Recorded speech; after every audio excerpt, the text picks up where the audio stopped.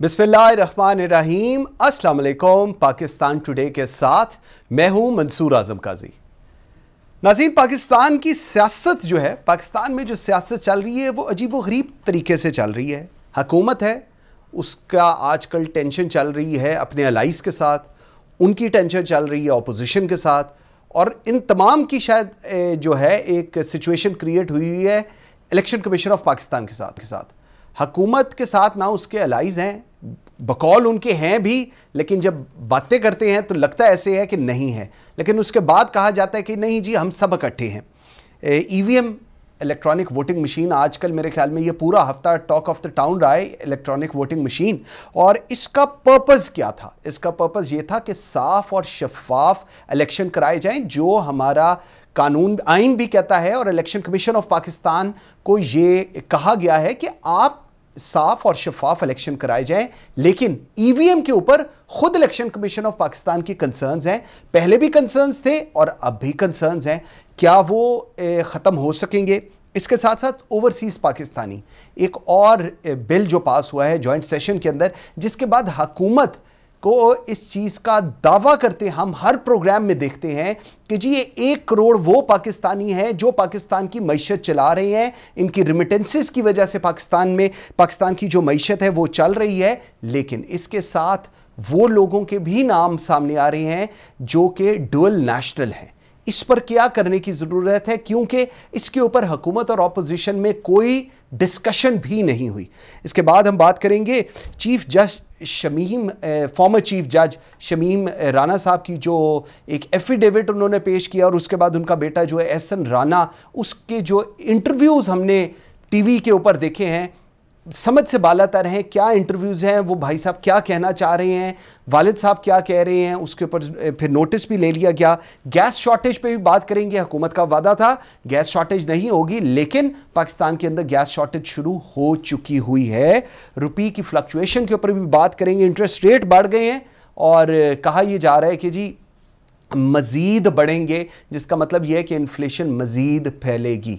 इस तमाम तर सूरत हाल पर बात करेंगे प्रोग्राम के पहले सेगमेंट में, और मुझे इस पे लिए ज्वाइन किया है सलमान आबिद साहब, सीनियर तज्ज़ियाकार हैं, बड़ा इन डेप्थ एनालिसिस करते हैं चीज़ों का लेकर, और मेरे साथ हैं Yashfeen Jamal, one of the very fine anchor we have on the media. Thank you very much जी, बहुत शुक्रिया।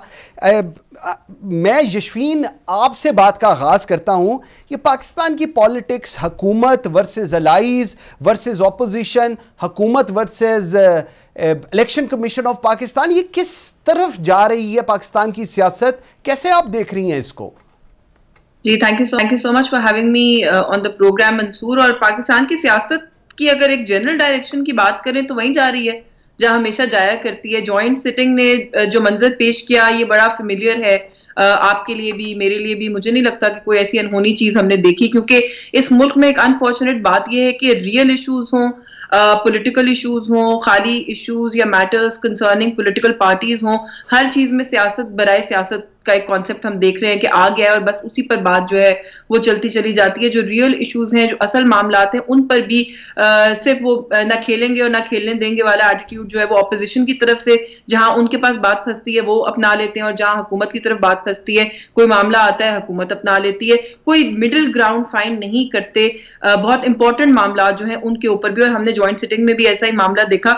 Electronic voting machine, I don't know आप कितनी डेप्थ में इस पे बात करना चाहते हैं, लेकिन ये एक ऐसा इशू है जो कि पहली तो बात यह है कि नया नहीं है। मेरा ख्याल है 2008 से इसके ऊपर डिलिब्रेशंस हो रही हैं। अब कहीं ना कहीं हम इसका जिक्र सुन रहे हैं। इस मशीन का जो पहला मॉडल है या जो पहली मशीन बनाई गई वो भी गालिबन 2010 में जो है उस पर काम कर लिया गया था, हो गया था। फिर उसके बाद सबसे बढ़कर जो बात है वो ये है कि 2017 का जो इलेक्शन एक्ट है, जो कि कंसेंसस के साथ, और ये बात बड़ी इंपॉर्टेंट है कि उसमें पीपल्स पार्टी, PMLN, PTI, ये तीनों जमातें जो कि इस वक्त इस चीज को लेकर हमें बिल्कुल पोल्स अपार्ट दिखाई दे रही हैं, वो शामिल थी, और कंसेंसस के साथ और बड़ी तफसीली डिलिब्रेशंस और मीटिंग्स के बाद पास किया गया था। कोई अबाउट 115 मीटिंग्स का नंबर आता है। उसके बाद ये पास किया गया जिसमें ये बात कंसेंसस के साथ अग्री की गई कि पाकिस्तान में जो इलेक्शंस होते हैं उसके अंदर टेक्नोलॉजी को इनकॉर्पोरेट करना चाहिए। अब ऑफ कोर्स ईवीएम के लिए स्पेसिफिकली शायद वो एक्ट नहीं कहता, लेकिन उसके अंदर ईवीएम, RTS की सारी चीजें जो हैं उनके ऊपर कहा गया था कि ये सारी पार्टीज ओपन हैं। लेकिन आज मामला ये है कि जॉइंट सिटिंग में बात करते हुए बिलावल भुट्टो कहते हैं कि अगर आप ईवीएम इस्तेमाल करेंगे तो मैं अभी से मुस्तरद करता हूं।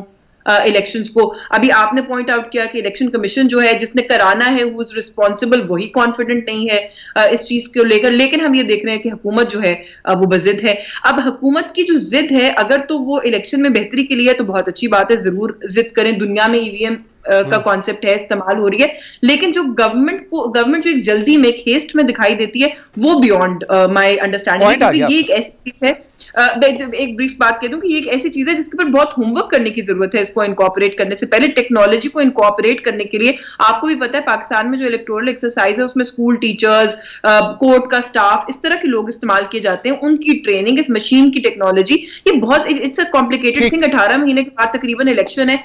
आई डोंट नो कि गवर्नमेंट कैसे समझती है कि वो 18 महीने के अंदर ये सारा कुछ ला के इंट्रोड्यूस करके इलेक्ट्रॉनिक वोटिंग मशीन के जरिए इंतखाब भी करा। पॉइंट आ गया जी आपका, बिल्कुल ठीक है। सलमान साहब जरा मुझे बताएं, एक मंजर जो है पूरा वो तो यशफीन ने बता दिया, दूसरी तरफ हम देखते हैं कि आइन कहता है कि election commission of Pakistan free and fair election कराए जाए, बिल्कुल ठीक है। लेकिन जब हुकूमत कहती है कि थ्रू ईवीएम हम कराएंगे, जिसके ऊपर इलेक्शन कमीशन ऑफ पाकिस्तान की तरफ से पहले भी कंसर्न्स थे, अब दोबारा कंसर्न्स आ गए हैं। सर इशू कहां पर है? इशू इलेक्शन है, इशू ईवीएम है, इलेक्शन कमीशन ऑफ पाकिस्तान है, या ये निजाम है जिसको हम शायद बदलने के लिए हम चाहते नहीं? कैसे आप देखते हैं इसको? देखिए, पहली बात तो मंसूर ये है कि बदकिस्मती से इस वक्त हुकूमत और इलेक्शन कमीशन के दरमियान एक बदइतमादी का माहौल है, और खास तौर पे डस्का इलेक्शन के बाद और उसकी जो रिपोर्ट आई है उससे हमें दोनों इदारों के दरमियान एक टकराव नजर आता है। लेकिन अब सवाल ये है कि इस जो बुनियादी असूल जो समझने की जरूरत है कि इलेक्शन कमीशन का काम कॉन्स्टिट्यूशन के अंदर इलेक्शन को कंडक्ट करना है, इलेक्शन को कंडक्ट करना उसकी आईनी रिस्पॉन्सिबिलिटी है। लेकिन जो पॉलिसी है या कानून साजी है वो तो पार्लियामेंट का काम है ना। पार्लियामेंट तय करेगी, हुकूमत और अपोजिशन मिलकर तय करेंगे कि किस निजाम के तहत या किस सिस्टम के तहत या किस तरीकाकार के तहत इलेक्शन होना है। ये दर्द सर जो है ये इलेक्शन कमीशन की नहीं है। पहली बात, उन्होंने जो हुकूमत ने तय करना है उसके मुताबिक इलेक्शन को कंडक्ट करवाना है, एक बात। दूसरी बात यह है कि देखिए जो ईवीएम है उसके ऊपर जो भी रिजर्वेशन इलेक्शन कमीशन की आ रही हैं, अभी तक मैंने सिर्फ 4 रिजर्वेशंस पढ़ी हैं। एक ये पढ़ी है कि जी इसके लिए वसाइल बहुत दरकार है। मेरा नहीं ख्याल कि ये इलेक्शन कमीशन का मसला, ये हुकूमत के लिए बड़ा मसला होना चाहिए। दूसरा ये कहा गया है कि जी कैपेसिटीज के इश्यूज हैं, तो 18 माह पड़े हुए हैं, अगर आप कैपेसिटीज को रिबिल्ड करना चाहते हैं तो कर सकते हैं। तीसरा आपने कहा कि जी इसके अंदर जो है इंटरनेट का इस्तेमाल बहुत होगा, हुकूमत बार बार कह रही है कि इंटरनेट का इस्तेमाल नहीं होगा, तो अभी तक कोई सीरियस किस्म की रिजर्वेशन नहीं आई। भाई एक डेफिसिट है जो हुकूमत और इलेक्शन कमीशन के दरमियान नजर आ रहा है, एक बात। इसी तरीके से आप ये देखिए कि अपोजिशन जमातों ने भी अभी तक कोई मुतबादल ड्राफ्ट नहीं दिया कि जी अगर आपने ईवीएम के तहत इलेक्शन नहीं करवाना तो किस निजाम के तहत इलेक्शन होना चाहिए, वो क्या है। अब आप मुझे बताइए, आप खुद भी समझते हैं पाकिस्तान की इलेक्शन पॉलिटिक्स को, या भी समझती हैं, हमारे यहाँ तो धोस धांधली की बुनियाद पर इलेक्शन लड़े जाते हैं ना।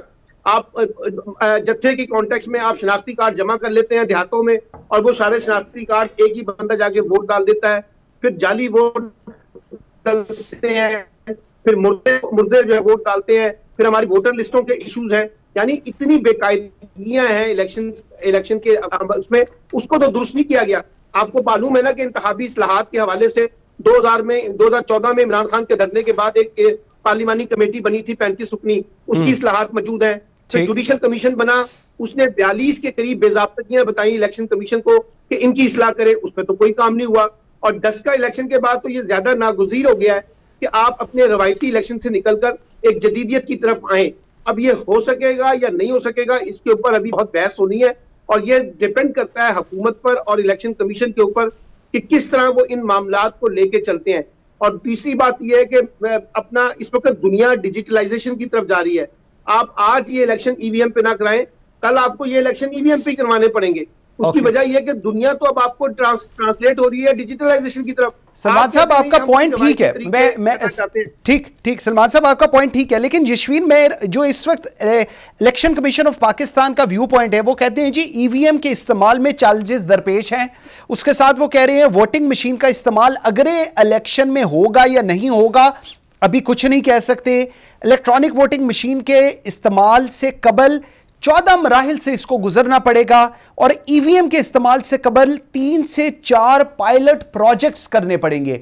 अभी बल्दियाती इलेक्शंस की बात हो रही है जो मार्च के अंदर हो रहे हैं। आपको लगता है हुकूमत एज अ पायलट प्रोजेक्ट इसके ऊपर काम कर सकती है और इसका कोई रिजल्ट एक्सेप्टेबल होगा? क्योंकि पीपल्स पार्टी और पीएमएलएन जो मेजर स्टेक होल्डर्स हैं, they are not agreeing on it. Even जो इत्तेहादी हैं वो भी नहीं एग्री। वैसे आपसे कहा ना, देखें ये तो opposition for the sake of opposition हो रही है एक बात, लेकिन मैं थोड़ा सा यहाँ पे ना सलमान साहब की बात से इससे डिसएग्री करती हूँ कि अभी तो आरटीएस का जो झटका लग रहा है वो अभी तक लगना बंद नहीं हुआ।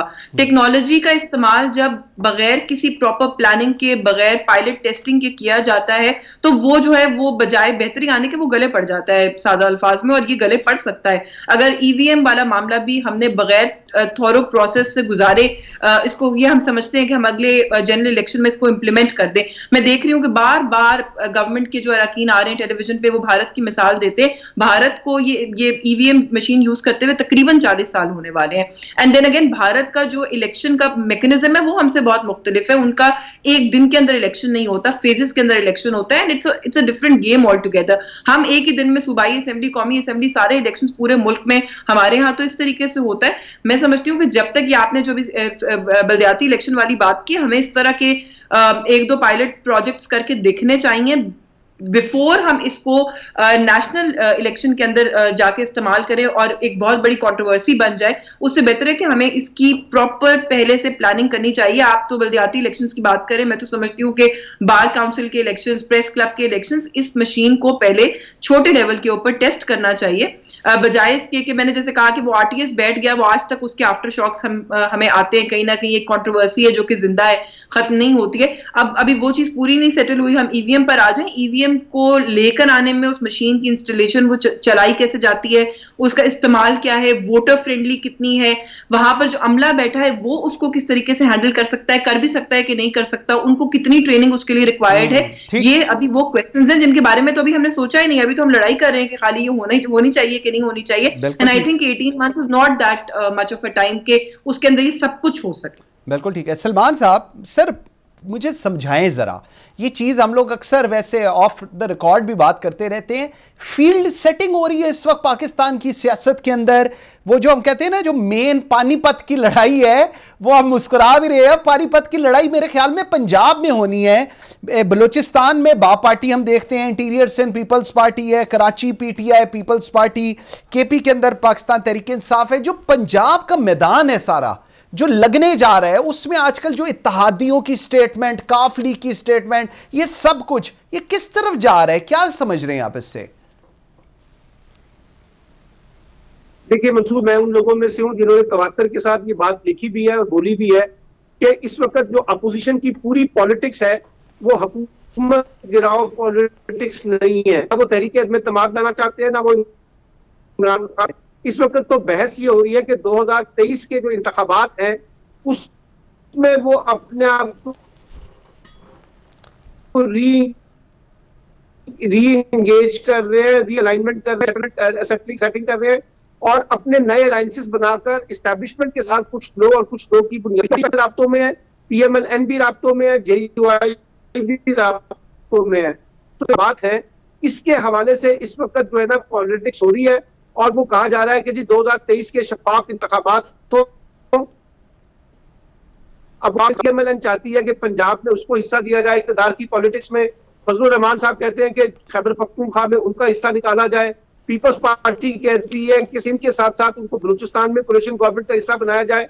एमकेएम वगैरह ये सारी जमातें जो मुस्लिम लीग काफ हैं, ये अगले 2023 के इंतखाब अपने लिए नई पॉलिटिकल स्पेस की पॉलिटिक्स है उसमें क्रिएट करने की कोशिश कर रहे हैं। मसला यहाँ पर इमरान खान को निकालने का नहीं है।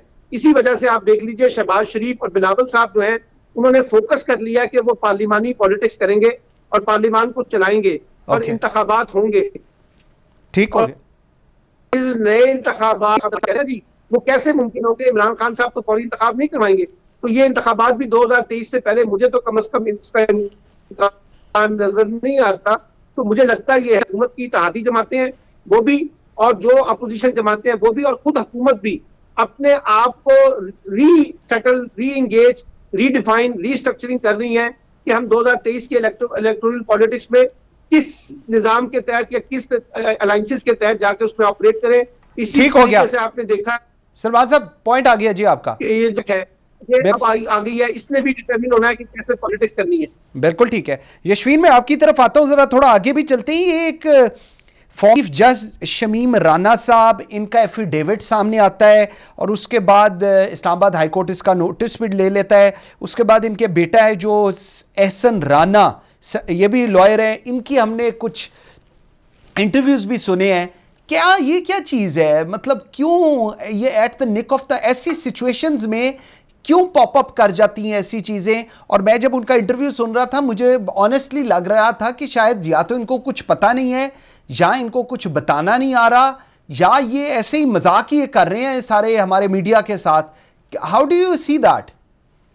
मैं इस पे कमेंट करती हूँ। मैं एक ब्रीफ कमेंट कर दूं सलमान साहब जो बात कर रहे थे उसके ऊपर, कि आई टोटली अग्री कि यहाँ पे कोई भी इस वक्त हुकूमत को गिराना नहीं चाहता और इलेक्शन वक्त से पहले नहीं होंगे। ये भी एक वो है जस्ट वो टू कीप द क्या उसको कहते हैं द नैरेटिव गोइंग, कि हम पता नहीं कोई बहुत कुछ करने वाले हैं कमाल। तो इस तरह की हम देखते हैं कहीं ना कहीं से गुफ्तगू होती है। ये जो सलमान साहब ने कहा है ना कि वो नहीं चाहते, वो चाहते हैं कि गवर्नमेंट जो भी है जिस तरह भी है इस वक्त अपना वक्त गुजार जाए। ये तो मैं एक दफा पहले भी आपके साथ आपके प्रोग्राम में शेयर कर चुकी हूँ कि अडियाला जेल में, ये तो back when the government had just started, Maryam से मेरी मुलाकात हुई थी, मरियम नवाज से, एंड वहां पर उन्होंने मेरे सामने अपने पार्टी लीडर्स को इंस्ट्रक्शन दिया था कि हम लोग किसी किस्म की भी कोई इस तरह की पॉलिटिक्स करना ही नहीं चाहते कि जिससे ये साबित हो कि हम इनकी गवर्नमेंट गिराना चाहते हैं। इनको इनके हिस्से के ब्लंडर्स करने दें ताकि अपने ब्लंडर्स के बोझ के नीचे खुद दबें। ये उनकी पॉलिसी है। तो ये तो आई टोटली अग्री कि ये तो बिल्कुल उसी मंत्रा पे वो अभी तक चल रहे हैं। जहां तक कि जो अभी आपने बात की है गिलगित बल्तिस्तान वाली, ये अजीब सी एक सिचुएशन है। पाकिस्तान की जो न्यूज मिल है वो बहुत इंटरेस्टिंग है।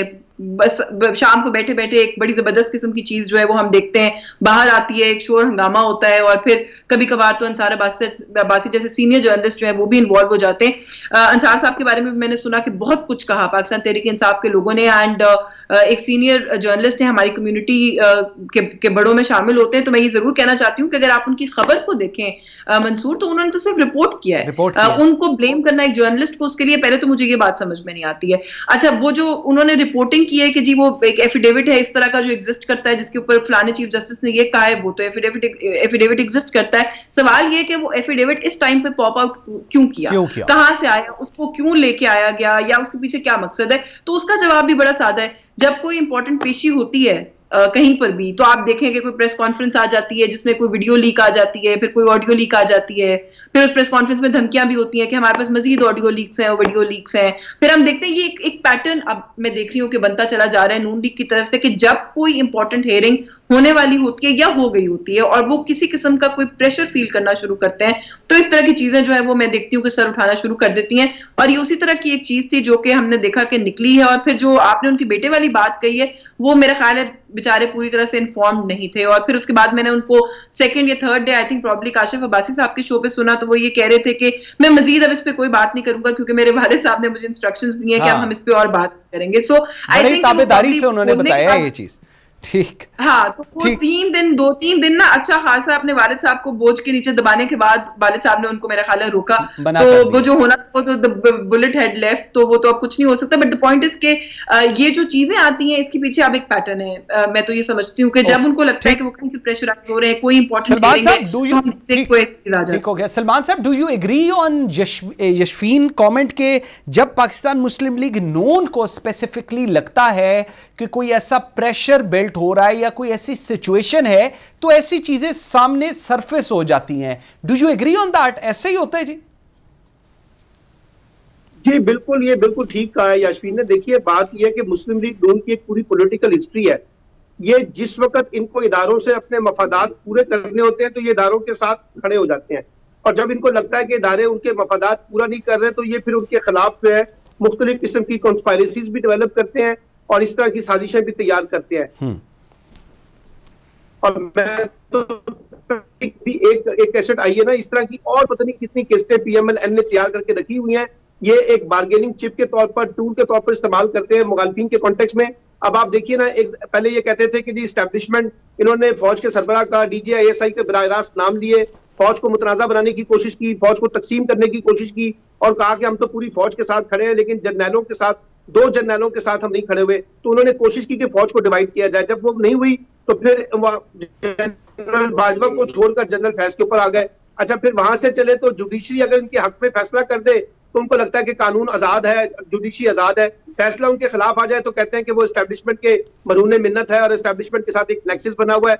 मीडिया इनके हक में बात करे तो मीडिया बहुत अच्छा है, आजादी इज़हार बहुत अच्छी है। मीडिया अगर उनके खिलाफ काम करे तो फिर वो मीडिया को कह देते हैं कि ये भी एस्टेब्लिशमेंट का बन गया है। FIA के बारे में कहा, नैब के बारे में इन्होंने कहा, यानी हर इदारे के बारे में इनकी पॉलिटिक्स यही है जो इस वक्त हो रही है। लेकिन मसला ये है, अनफॉर्चुनेटली हमारा अकाउंटेबिलिटी का सिस्टम इतना वीक है और इतना कमजोर है और इतने कंप्रोमाइजेज हैं कि इस तरह के लोगों के खिलाफ हम कोई बड़ा एक्शन अभी तक नहीं ले सके हैं और शायद आगे भी मुझे उस तरह से नजर नहीं आ रहा। तो मैं तो इस पूरी स्टोरी को जो की गई है इसमें ये इसको प्लांटेड स्टोरी समझता हूँ। इसमें एक मीडिया ग्रुप जो है, बड़ा मीडिया ग्रुप, वो भी शामिल है। अभी यासीन ने कहा ना कि देखिए अंसार अब्बासी साहब ने तो खबर को रिपोर्ट किया है। बतौर जर्नलिस्ट आप जब किसी की खबर को रिपोर्ट करते हैं तो आप सेकंड पॉइंट ऑफ व्यू, जो दूसरे बंदे का पॉइंट ऑफ व्यू है ना, उसको भी ऐड करते हैं। लेकिन आप देख लीजिए उन्होंने किस तरह से स्टोरी दी। इससे पहले उन्होंने कहा जी वो 3 इंटरव्यू होने हैं, यानी हम पॉइंट आ गया जी आपका, सलमान साहब पॉइंट आ गया आपका, ठीक हो गया। उसके नतीजे तो फिर खराब होंगे ना सर। बिल्कुल ठीक है। थोड़ा सा अवाम की तरफ भी चलते हैं। यशफीन, ये जो गैस शॉर्टेज की बात शुरू हो गई, उसके बाद हमाद अजहर ने आकर कहा कि जी नहीं होगी शॉर्टेज, और उसके बाद आज जब हम बात कर रहे हैं और आज 21 नवंबर है तो हम देखते हैं कि गैस शॉर्टेज शुरू हो गई है पूरे मुल्क के अंदर, और यही चीज़ इंटीमेट की गई है इंडस्ट्रीज़ को। वो कल परसों फैसलाबाद से कुछ लोग आए हुए थे, वो भी ये बता रहे थे कि जी हमें भी इंटीमेशंस आ गए हुए हैं कि जी आपको मार्च तक की सिचुएशन। फिर ठीक क्या हुआ? ये ऑपोजिशन तो एक किरदार अदा कर रही है, बुरा कर रही है, अच्छा कर रही है, लेकिन हुकूमत की परफॉर्मेंस भी तो कहीं पर नजर आनी चाहिए। बिल्कुल, हुकूमत की परफॉर्मेंस जो है वो डेफिनेटली कहीं नजर आनी चाहिए। और ये जो अवाम की आप बात करें ना, अवाम से रिलेटेड तो बहुत सारे मामलात ऐसे हैं जहां पर unfortunately government is nowhere to be seen. आप बहुत सारी चीजों के अंदर देख लीजिए जिसके अंदर बहुत सारी, मैं कहती हूँ कि अगर रूटीन में आप भी डेफिनेटली घर से बाहर जाते होंगे, बच्चे हैं हम सबके, कुछ ना कुछ लेते हैं, कोई एक मामला है, घर चलता है, ग्रोसरीज आती है, सब कुछ आता है। मुझे लगता है कि हर चीज का बिल या हर चीज की प्राइस जिसको आप पहले एक रूटीन में लेते थे, अब आपको एक थोड़ा सा एक दफा वो आके हिट करती है कि अच्छा ये चीज अब इतने की हो गई है। एंड द बिल्स जो हमारी रूटीन के मामला आते हैं, देव गॉन अप सिग्निफिकेंटली। ये तो हर चीज के अंदर, ये जो गैस वाला है ये तो बहुत ही कोई एक अजीब सिचुएशन जो है मैं कहती हूँ बन गई है कि एक तो पहले मिसमैनेजमेंट है, देख रहे हैं कि एक क्राइसिस है जो कि डेवलप हो रहा है और जो कि अभी और भी सवेयर होगा जैसे जैसे मौसम मजीद ठंडा होगा। उसके बावजूद उसको एक्सप्लेन करने के बजाय या उसके ऊपर किसी किस्म का रिग्रेट शो करने के बजाय, वो क्राइसिस क्या है वो लोगों को समझाने के बजाय, हम देख रहे हैं कि वो एक अजीब सी डिबेट में उलझते जा रहे हैं सहाफियों के साथ और मीडिया के साथ कि जी आप इधर आ जाए, मनाजरा कर लेते हैं, मुझे वहां पे आवाज नहीं आती, मनाजरा कर लेते हैं, I don't know that kind of a thing. तो वो कुछ एक अजीब सी सिचुएशन है। बाकी एग्जैक्टली जो इसकी निटी-ग्रिटीज है मैं बहुत ज्यादा उससे अवेयर नहीं हूँ मंसूर, लेकिन बात सिर्फ इतनी सी है कि जब जिस मौसम में शिद्दत में इजाफा होता है उस टाइम पे उस चीज का क्राइसिस बन जाए अगर किसी गवर्नमेंट के दौर में, और फिर ये पीटीआई अगर इस वक्त ऑपोजिशन में होती तो पता नहीं क्या कुछ कहती। ये जो गैस क्राइसिस जो है वो इस वक्त डेवलप हम देखने हो रहा है, and like you rightly said कि अब तो इंडस्ट्रीज को भी इंटीमेट किया जा रहा है कि ये सिचुएशन डेवलप होगी, जो कि कुछ अर्सा पहले तक हमें कहा जा रहा था कि इस साल ऐसा होगा ही कुछ नहीं। तो ये एक फेलियर है गवर्नमेंट के एंड पे, वो जिस भी लेवल के ऊपर है वो कैसे आइडेंटिफाई हो सकता है, this is for the government to decide and handle. मेरा तो सवाल इस तरह की बातों पर हमेशा ये होता है कि पीटीआई खुद अगर इस वक्त ऑपोजिशन में होती तो जो हंगामा होता वो फिर देखने से ताल्लुक रखता, लेकिन क्योंकि वो इस वक्त गवर्नमेंट में है वो हर चीज को हम देखने के जस्टिफाई करते चले जाते हैं। बिल्कुल ठीक है। सलमान साहब, दो चीजें, एक तो जो इन्फ्लेशन हो रही है और उसके ऊपर कोई मेरे ख्याल में पता नहीं चल रहा, रुपी फ्लक्चुएशन हम रोजाना देखते हैं हो रहा होता है। उसके बाद इंटरेस्ट रेट हमने देखा कि 150 बिप्स 150 बिप्स बढ़े हैं, और उसके बाद मैं सुन रहा था गवर्नर स्टेट बैंक का, वो कह रहे थे कि जी अब सिचुएशन ठीक होगी, जो हम लोगों की ग्रोथ थी वो 5% तक शायद पहुंच जाए एंड ऑल दैट। इस सारे सिनेरियो में जो एक टफ सिचुएशन है हुकूमत के लिए, एक हम दूसरी एलिमेंट साइड ये कि हुकूमत मीडिया के साथ भी थोड़ी सिंग अड़ा के बैठी हुई है, इश्यूज को एड्रेस करने की बजाय इंडिविजुअल्स को हिट करना, इसको आप कैसे एनालाइज करेंगे? देखिए, इसमें तो कोई शक नहीं है कि इस वक्त हुकूमत का जो सबसे बड़ा चैलेंज है वो महंगाई और माशी मामलात जो है उसको बेहतर बनाना है। और ये उनको इसलिए भी उनके लिए जरूरी हो गया कि अगले 1.5 साल के बाद जब इलेक्शन में जाएंगे तो अगर वो इन चीजों को दुरुस्त नहीं करेंगे, अवामी परसेप्शन बिल्ड नहीं करेंगे, लोगों को रिलीफ नहीं मिलेगा, तो फिर यकीनी तौर पर उनको एक बड़ी हैवी प्राइस पे करनी पड़ेगी इलेक्शन पॉलिटिक्स के अंदर। इसमें तो कोई दो आरा नहीं है। पहली बात तो ये है। दूसरी बात यह है कि जो गैस की लोड शेडिंग है वो तो हर हुकूमत के दौर में हुई है। सर्दियों में हमें ये क्राइसिस देखने पड़ते हैं। पीपल्स पार्टी की हुकूमत में भी देखा, PMLN की हुकूमत में भी देखा। डॉलर का जो मामला है, जैसे ही IMF का मायदा आपके सामने आएगा तो उम्मीद है कि ये जो डॉलर इस वक्त बहुत ऊपर गया हुआ ये नीचे की तरफ आ जाएगा। लेकिन मसला सारा वो ये है कि जो फाइनेंशियल मैनेजमेंट है वो उसमें हुकूमत के अंदर बड़े ग्रे एरिया है। मसलन देखिए ना, पिछले 3.5 साल की हुकूमत में कितने फाइनेंशियल मैनेजर बदले हैं, कितने आपने अपने अरकान को बदल के बार बार जो है ना वो मुतबादल किस्म की पॉलिसियां, मुतबादल किस्म के निज़ाम लाने की कोशिश की है। फिर IMF के साथ भी ये था कि शुरू में जाना नहीं है, फिर जाना है, फिर उनकी शराइत बड़ी सख्त आ गई है। इन तमाम बातों के बावजूद हमें जरा इस बात को भी मंसूर समझने की जरूरत है कि पूरी दुनिया में इस वक्त फाइनेंशियल क्रंच आया हुआ है। अमेरिका में तारीख के 30 साल के बाद सबसे बड़ा क्रंच इस वक्त फेस कर रही है अमेरिका के अंदर। और भी उनकी जो कमला हारिस है वाइस प्रेसिडेंट, उन्होंने पूरी कौम से माफी भी मांगी है। इसी तरह बरतानिया के अंदर भी हम क्राइसिस देख रहे हैं, जर्मनी में देख रहे हैं। तो कुछ चीजें जो है वो बाहर की दुनिया से आ रही है हमारे पास क्राइसिस के कॉन्टेक्स्ट में, और कुछ चीजें हमारी गवर्नेंस की और हमारी जो मैनेजमेंट के इश्यूज हैं वहां हुकूमत के जो चैलेंजेस हैं जिनको दूर करना चाहिए था, अनफॉर्चुनेटली उसमें उनको कामयाबी नहीं मिली। बिल्कुल सही। सलमान आबिद साहब बहुत शुक्रिया जी। Yashveen Jamal thank you very much जी, आप दोनों ने टाइम दिया। व्यूअर्स एक छोटी सी ब्रेक लेते हैं और जिस वक्त हम ब्रेक से वापस आते हैं तो स्ट्रीट क्राइम की बात करते हैं पूरे पाकिस्तान के अंदर, चाहे कराची हो, लाहौर हो, इस्लामाबाद हो, पेशावर हो। लेकिन पेशावर के अंदर एक इनिशिएटिव लिए गए, बहुत सारे इनिशिएटिव्स हैं, और उससे जो स्ट्रीट क्राइम है उसमें बहुत कमी आई है। और ये फीडबैक वहाँ के लोग देते हैं कि जी हम सेफ फील करते हैं। अगर हम पेशावर की बात करें, कौन से इक़दामात हैं, क्या हो रहा है पेशावर के अंदर, खैबर पख्तूनख्वा पुलिस ने कौन सी ऐसी इनिशिएटिव्स ली हैं जिसके बाद लोगों की ज़िंदगी और लोगों का फीडबैक, लोगों का एतमाद पुलिस के ऊपर स्ट्रॉन्ग हो रहा है। एक ब्रेक लेते हैं और जिस वक्त हम ब्रेक से वापस आएंगे तो मेरे साथ CCPO पेशावर होंगे, मेरे साथ रहिएगा।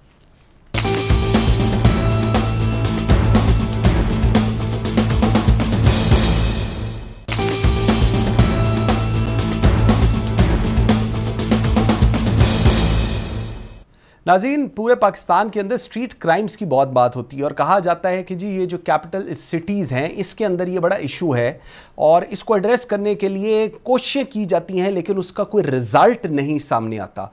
अगर हम बात करें लाहौर की, यहाँ पर भी बहुत कुछ होता है। कराची की बात करें, वहाँ पर भी ऐसी बहुत सारी चीज़ें होती हैं। स्ट्रीट क्राइम बहुत ज़्यादा है। लेकिन पेशावर जो कि खैबर पख्तूनख्वा का कैपिटल है, प्रोविंशियल कैपिटल है, वहाँ पर इनिशिएटिव लिए गए हैं पेशावर पुलिस की तरफ से, खैबर पख्तूनख्वा पुलिस की तरफ से। और उनका रिज़ल्ट ये निकला है कि वहाँ पर जो स्ट्रीट क्राइम है वो उसका एक अमेजिंगली एक बहुत डाउनफॉल हमने देखा है। वहाँ पर कौन से ऐसे इनिशिएटिव्स हैं, क्या कर रही है खैबर पख्तूनख्वा की पुलिस, स्पेसिफिकली पेशावर पुलिस क्या कर रही है, इस पर बात करेंगे अपने प्रोग्राम के इस सेगमेंट में। और मेरे साथ आज मौजूद हैं CCPO पेशावर एहसन साहब। अब्बास साहब, थैंक यू वेरी मच जी, बहुत शुक्रिया आपके टाइम देने का। जब आपको रिक्वेस्ट करते हैं you are always there. Sir, सबसे पहले मुझे बताइएगा, स्ट्रीट क्राइम एक मिथ है जिसको एड्रेस करने के लिए कोशिश बहुत की गई लेकिन शायद अपेरेंटली वैसे रिजल्ट्स आए नहीं।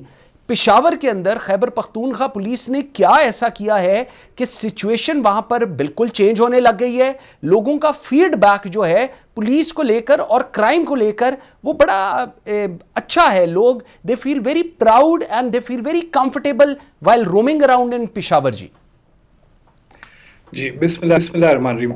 काज़ी साहब, thank you very much for having me here. तो सबसे पहले तो आपने बात बिल्कुल सही कही है कि street crime is a very difficult thing जिसका हम पुलिस में और स्पेशली बिग सिटीज़ की जो पुलिस है उनको बहुत बड़ा एक इशू हर वक्त रहता है।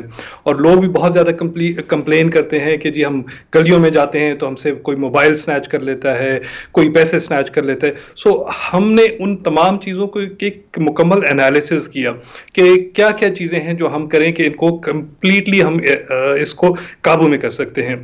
तो सबसे पहले तो हमने कंप्लीट मैपिंग की। हमारे जितने भी स्ट्रीट क्राइम्स हुए थे पूरे शहर में, हमने उसकी मुकम्मल एक मैपिंग की तमाम उन जगहों की जहां जहां पे ये क्राइम्स हुए थे।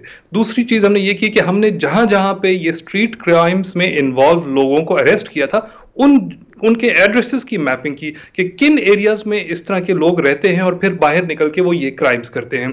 तीसरी चीज जो हमने एक और आईटी इनिशिएटिव इस्तेमाल किया वो ये किया कि हमने नेटवर्क एनालिसिस के सॉफ्टवेयर इस्तेमाल किए कि हमने अगर एक स्ट्रीट क्रिमिनल पकड़ा है तो उसका जो मोबाइल से किस किस के साथ कनेक्शंस हैं, क्या कनेक्शंस हैं, कितनी दफा, ताकि हम उनके लिंकेजेस, उनके फैसिलिटेटर्स, उन सबको आइडेंटिफाई कर सके। तो ये सारी चीजें जब हमने आइडेंटिफाई की हैं तो उसके बाद हमने उसके ऊपर काम शुरू किया। किस तरह काम शुरू किया कि हमने अपनी इन्वेस्टिगेशंस को बेहतर किया। इन्हीं टूल्स को इस्तेमाल करते हुए हमने उनकी जो है ना चेकलिस्ट बनाई कि जी हमने अगर कोई बंदा पकड़ा है तो उसके साथ क्या क्या चीजें चेक करनी है, उसका पास्ट रिकॉर्ड चेक करना है, उसके एसोसिएट्स चेक करने हैं, उसका सारा मोडस ऑपरेंडी चेक करना है, ये सारी चीजें की।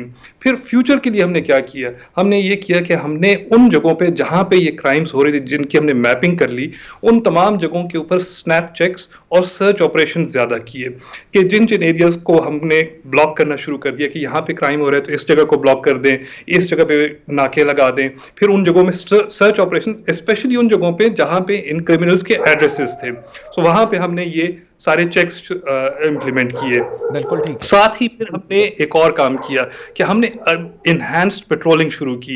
इनहैंस्ड पेट्रोलिंग में ये कि जो शाम के वक्त हमारी कोई गाड़ियां जो कि हमारी सिक्योरिटी ड्यूटीज पे होती हैं या एडमिनिस्ट्रेटिव ड्यूटीज पे होती हैं और वो शाम को फारिग हो जाती हैं, तो हम उनको भी ऑपरेशंस की तरफ ले आते हैं और उनको एडिशनल स्ट्रेंथ प्रोवाइड करते हैं जिन एरियाज में ये क्राइम्स हो रहे होते हैं।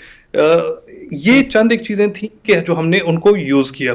फिर हमने एक और काम किया कि जितने भी हमारे पुराने क्रिमिनल्स थे मुझे जरा एक सेकंड, मुझे सीसीपीओ साहब सिर्फ एक सेकंड, आपने ये जो अभी पहले इनिशियली बताई ये चीजें, इसके अंदर आप लोगों ने जियो टैगिंग की एरियाज की, स्पेसिफिक एरियाज जहां पर ये इंसिडेंसेस हुए एंड ऑल दैट, इसके अंदर जो लोगों की आपने बड़ी इंपॉर्टेंट चीज की और मेरे ख्याल में ये बहुत डिस्ट्रिक्ट्स के अंदर जो कैपिटल सिटीज हैं उनके अंदर ये बड़ी इश्यूज हैं। ये जो टारगेटेड ऑफेंडर्स हैं या जो प्रोक्लेम्ड ऑफेंडर्स हैं, इनकी आपने लिस्ट जॉट डाउन की और इसके बारे में जरा थोड़ा सा बताएंगे। We missed that part.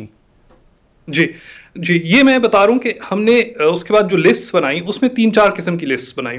एक तो हमने सबसे पहले जो हमारे प्रोक्लेम्ड ऑफेंडर्स थे, स्पेशली जो हीनस क्राइम्स में प्रोक्लेम्ड ऑफेंडर्स थे, जो इश्तिहारी जिनको हम कहते हैं, उनकी लिस्ट बनाई। क्योंकि जब इश्तिहारी होता है ना उसको ने कोई और जॉब करनी है, उसका तमाम जो पेशा होता है वो सिर्फ क्राइम में इन्वॉल्वमेंट होती है। सो हमने उन तमाम इश्तिहारियों की कैटेगरी ए के इश्तिहारियों की लिस्ट बनाई और उनको थाने वाइज डिस्ट्रीब्यूट किया। फिर हमने पुरानी डेटाबेसेस सारे निकाले जिसमें कि हमारे जितने भी स्ट्रीट क्राइम्स में इन्वॉल्व लोग थे उन सबको हमने आइडेंटिफाई किया।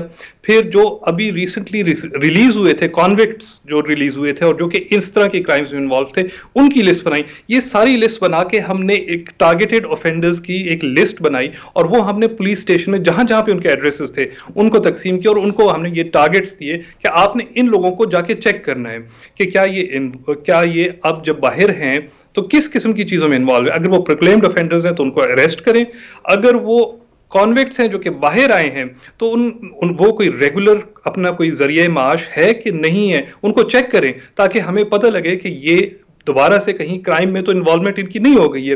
फिर इस तरह की जो उनके लिंकेजेस थे, क्योंकि अक्सर इस तरह के जो क्रिमिनल गैंग्स होते हैं ये जेल के अंदर बनते हैं, तो वो लिंकेजेस हमने आइडेंटिफाई किए कि इनके कोई और लिंकेजेस तो नहीं है जिनकी वजह से ये क्राइम्स में इन्वॉल्व होते हैं। ये जो आप चीज बता रहे हैं, जब आपने इनको ऑब्वियसली आपने इनको टैग कर लिया, रिस्पेक्टिव थानों को बता दिया गया, तो जब उनको चेक कौन करता है? पुलिस ऑफिसर्स जो ऑब्वियसली जाते होंगे, सिविल में होते हैं, यूनिफॉर्म में होंगे, तो वो तो फिर ऑब्वियसली उनको पता चलता रहेगा। इसका भी कोई आपने कोई स्पेसिफिक तरीका निकाला है या नॉर्मल तरीका जैसा थाने से बंदे गए जाके चेक कर लिया एंड ऑल दैट, या कोई स्पेसिफिक तरीका है जी इसका?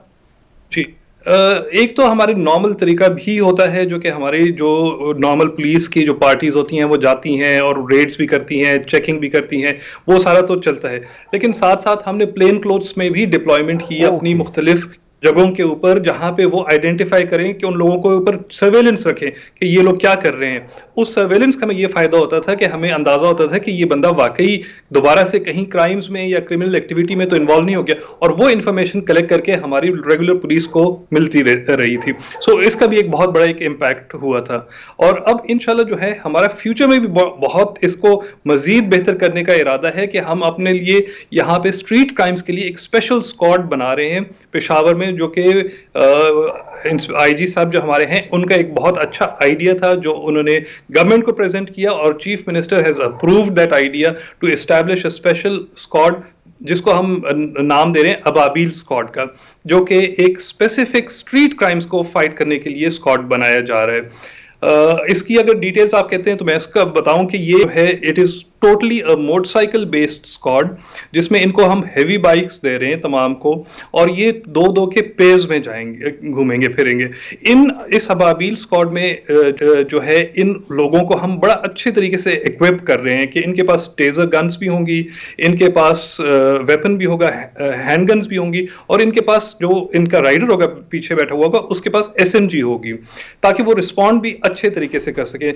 इन सब तमाम ऑफिसर्स के पास अपनी कम्युनिकेशन वायरलेस सेट्स होंगे, और इसके साथ साथ इनको हम दे रहे हैं बॉडी कैम्स भी, ताकि ये जहां जहां पे भी जाएं उनको हम वो कनेक्टेड हो हमारे central command and control centre से, और उनकी एक्टिविटी को भी हम मॉनिटर कर सके, और कहीं भी अगर कोई चीज नोट की जाती है तो इनको हम फौरन भेजें और वहां से हम लाइव फीड भी ले सकते हैं। इनिशियली जो अब हमारा लॉन्च है इंशाल्लाह नेक्स्ट मंथ होगा, so that is about 200 bikes, means 100 pairs of bikes जो कि हम पेशावर सिटी में इसको इंट्रोड्यूस कराएंगे, और इवेंचुअली इसको हम इंक्रीज करेंगे टू 400 बाइक्स, मींस 200 पेयर्स जो कि पेशावर सिटी में सिर्फ घूमेंगे फिरेंगे और उधर पेट्रोलिंग करेंगे। अच्छा। इन सब की बीट्स होंगी। अब्बास साहब, मैं बल्कि यही आपसे पूछना था, लाहौर के अंदर, मैं लाहौर में बैठा हूँ, अनफॉर्चुनेटली लाहौर पुलिस के अंदर एक इसी तरह अबाबील स्क्वाड बनाया गया, और उसका पर्पस ये था कि जी जब कोई वहाँ पर वकुआ होगा ये सारे जाएंगे, कॉर्डन ऑफ कर देंगे और ये वो। लेकिन सर वो इतना कुछ सक्सेसफुल हमने नहीं देखा। लेकिन आप जो बता रही हैं और उसके अंदर आप मेंशन कर रही हैं कि उनकी डेली बेसिस के ऊपर, बीट्स के ऊपर उनकी ड्यूटीज होंगी, ये उस मॉडल से बिल्कुल फर्क है जो लाहौर में था। इसको जरा बताएं, बीट से मतलब क्या है आपका, ताकि एक आम आदमी को समझ आए आप क्या बता रहे हैं इसमें। जी देखिए, जो ये अबाबील स्क्वाड हम बना रहे हैं, it is a totally different, मतलब स्टैंड अलोन अपना एक पूरा एक स्क्वाड होगा, जिसका हम हमारे जो स्ट्रक्चर है उसमें एक SP इसको कमांड करेगा। Peshawar is divided into 4 divisions, तो हर डिवीजन का जो पेशावर का एक DSP इंचार्ज होगा फॉर द अबाबील स्क्वाड, और उसके नीचे अपनी उनकी बीट्स होंगी। वो बीट्स हमने जिस तरह मैंने आपको कहा ना, हमने मैपिंग की क्राइम्स की और क्रिमिनल्स की, उसी मैपिंग के मुताबिक हमने फिर अपनी बीट्स डिजाइन की हैं कि कहां कहां पे हमें हमारी बीट्स होनी चाहिए जहां पे इन्होंने पेट्रोलिंग करनी है। और वो जो है DSPs उनको उन बीट्स को मॉनिटर करेंगे। ये शिफ्ट्स में चलेंगे, 2 शिफ्टों में, सुबह की शिफ्ट होगी, मॉर्निंग शिफ्ट और evening shift, and this will be a permanent beat इनकी। अगर कहीं पे क्राइम पैटर्न हमारा चेंज होता है तो इनकी बीट्स को भी हम उसी तरह एडजस्ट करेंगे, लेकिन ये नहीं होगा कि ये कहीं पे सिर्फ रिस्पॉन्ड करेंगे, they will also be first responders, कि कहीं पे क्राइम होता है या कुछ होता है तो रिस्पॉन्ड भी करेंगे। They will provide emergency help, के इनके पास फर्स्ट एड किट्स भी होंगी, and they will be present in their beats all the time. तो बिल्कुल ठीक है, परमानेंट फीचर। बिल्कुल ठीक है। लास्टली मुझे बताइएगा, नारकोटिक्स के ऊपर पिछली दफा भी आपसे जब बात हुई थी बड़ा काम आप लोग कर रहे थे, इस दफा तो मैंने सुना है आप लोगों ने कोई बहुत ही ज्यादा काम किया है, थोड़ा सा वो भी बताएं। कोई काफी कुछ वो मुझे पता चल रहा था, मैंने कहा आपकी जुबानी लोग भी सुन ले जरा, क्या किया है जी आप लोगों ने वहां पर करना में? जी, पेशावर में देखें, अब हमने last month we had very good success rate last month, और हमने एक ही हॉल में we had seized 80 kgs of ice from a group, और उनसे बड़ी मुश्किल से उनको ट्रैप किया। There was a university student who was जो जिनको कहते हैं ना कि वो उनके लिए वो लेके जाता था और आगे डील्स किया करता था, उसके थ्रू हमने एक टेस्ट परचेज की, और जब टेस्ट परचेज के बाद हम उस गैंग तक पहुंचे तो वहां पे वी वर सरप्राइज्ड कि उनका वो एक बड़ी पॉश एरिया हैदराबाद में उन्होंने एक घर लिया हुआ था, और वहां उस घर में उन्होंने वो ये सारा बिजनेस शुरू किया हुआ था, जहां से वो न सिर्फ पेशावर को सप्लाई कर रहे थे बल्कि और भी डिफरेंट जगहों के ऊपर को वो सप्लाई कर रहे थे। 80 kg is the biggest hall of ice in the history of KP police, और आई डोंट थिंक सो कि कहीं पे भी 80 kg किसी ने भी पाकिस्तान में कभी इस तरह पकड़ी होगी किसी पुलिस ऑर्गेनाइजेशन ने. So this is one. The other was कि जहां पे हमने जो हमारी एक्सटेसी की गोलियां होती है, which is again derivative of ice, एक ही हॉल में हमने तकरीबन 2 लाख के करीब गोलियां पकड़ी, और उस गोलियों के बनाने का जितना इक्विपमेंट था और जितना रॉ मटेरियल था वो भी साथ पकड़ा. सो इस तरह के बहुत सारे और भी हमने काम किए हैं.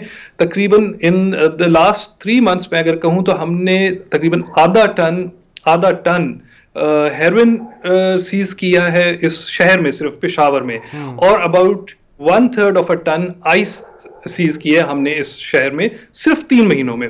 तो हमारी टीम बड़ी जो है ना, जो हम आईजी साहब ने नारकोटिक्स एरेडिकेशन टीम्स बनाई हैं, और स्पेशली जो पेशावर की टीम है, it has had wonderful success during the last 3 months. बिल्कुल ठीक है. Excellent work done by Peshawar police under the leadership of Abbas Ehsan, CCPO Peshawar. And obviously एक बहुत ही मेजर ये शिफ्ट था जो हम देखते हैं, जो obviously after Mauzam Jan Ansari as inspector general of police इन्होंने आईजी खैबर पख्तूनख्वा का चार्ज लिया.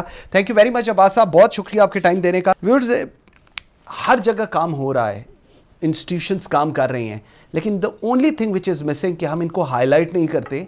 और जब तक हम चीज़ों को हाईलाइट नहीं करेंगे, जहाँ पर हम हर बुराई को पुलिस की हाईलाइट करते हैं, और मेरे ख्याल में सबसे ज़्यादा शायद हम लोग कर रहे होते हैं, वहाँ पर अगर अच्छे काम हो रहे हैं और इनिशिएटिव लिए जा रहे हैं, जिस तरह खैबर पख्तूनख्वा पुलिस, ये वही पुलिस है जिसके ऊपर एक कियोस की सिचुएशन थी कुछ अर्सा पहले तक, लेकिन आज वही पुलिस है जहाँ पर एहसन अब्बास जैसे सीसीपीओ हैं, जहाँ पर मौज़म जान अंसारी जैसे इंस्पेक्टर जनरल ऑफ पुलिस हैं, और जहाँ पर एक्सीलेंट आरपीओज हैं, डीपीओज हैं, जो सक्सेस स्टोरीज रोज़ बताते हैं. Thank you very much watching Pakistan today. मुझे मंसूर आजम काजी को इजाज़त दीजिए. अल्लाह हाफिज़.